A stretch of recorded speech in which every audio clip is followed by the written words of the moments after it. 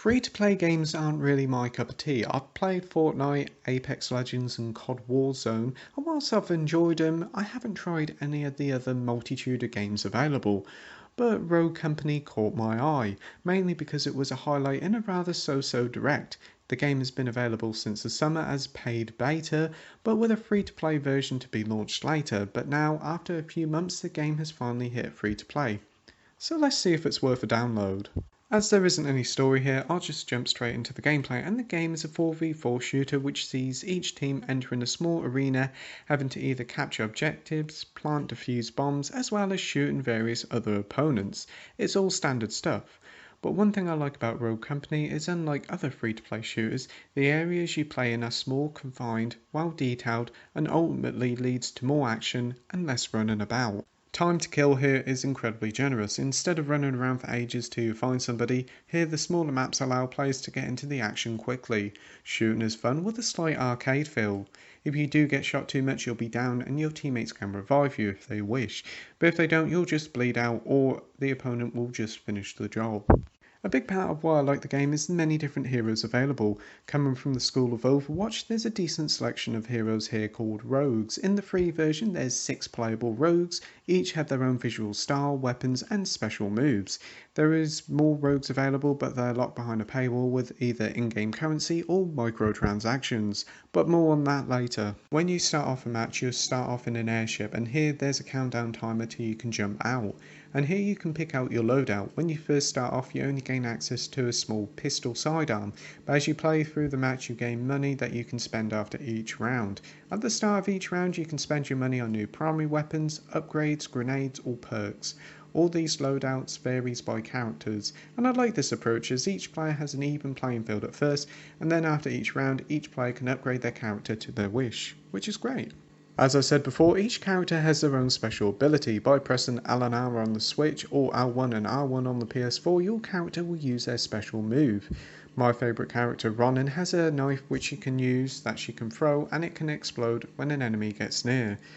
There's another character called Dallas who can ping and reveal other enemies' locations, and Dima has a rocket launcher that shoots multiple rounds. It's all fun to find out which player suits your style more. As for the gameplay modes on offer, we have 3 different modes. First up we have Demolition, which is heavily inspired by Counter-Strike and sees attacking and defending teams either planting or defusing a bomb. Players only have 1 life and the match can also end if either team is eliminated. Next up we have Strike, which is one of my favourites, which feels a bit like a team deathmatch mode. It sees 2 teams sharing a pool of lives and you have to defeat the opponents whilst also holding onto a control point. And the last mode is Extraction mode, where both teams have to fight over control points on a map. The control point changes regularly from time to time. The modes on offer are very fun to play, but it would be nice if there was a few more modes, but as it is, the game is still in very early access, so I should think more modes will be available over time. As this is a free-to-play title, it should come as no surprise that microtransactions are included in Rogue Company. There's gold coins called Rogue Bucks, which can be purchased in packs that vary in price from a few quid to an eye-watering £90.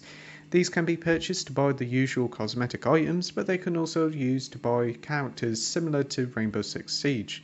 Thankfully there's no pay to win tactics here. There's also a few founders packs if you want to get the characters, and a load of extra cosmetics. These packs vary in price from 12 to 50 quid, and yes, these microtransactions are ludicrously expensive, and honestly I don't like them, but I have spent well over 20 hours in the game without spending a single penny and still enjoyed my time with it. Onto the presentation side of things now, and the game does look pretty good. Visuals are clean and well presented on both the PS4 Pro and the Switch.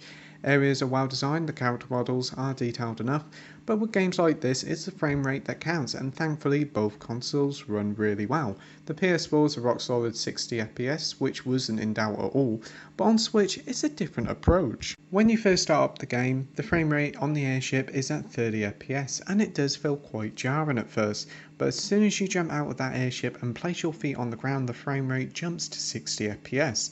And rather impressively, it does stick to that 60 FPS cap for most of the time.